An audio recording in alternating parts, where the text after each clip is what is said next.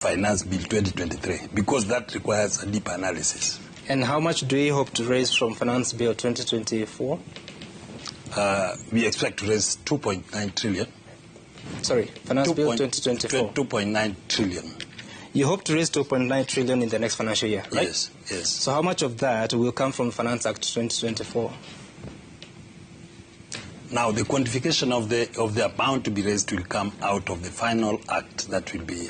So based on the Finance Bill as it is now, what is the expected outcome? An additional 500 billion. 500 billion shillings. Yes. So these are figures according to who? Those are the estimates according to the Finance Bill as it is now. I'm asking that because that's contradictory. The Finance Committee Chair, Kimani Kuria, has previously told Citizen TV that you are hoping to raise about 301 billion shillings.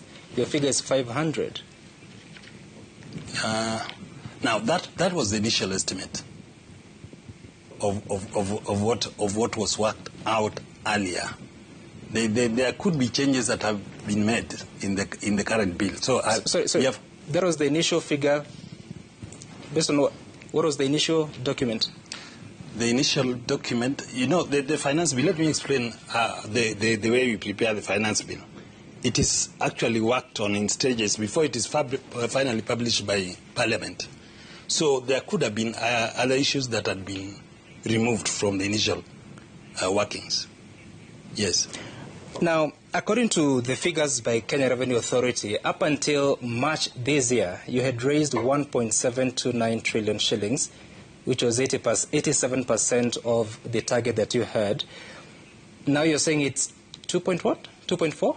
About 2.1 trillion. 2.1 trillion up to the end of... You said 2.4, Maurice. No, that will be the final at the end of June. So 2.1. So between March and now, you have raised about 300 billion shillings?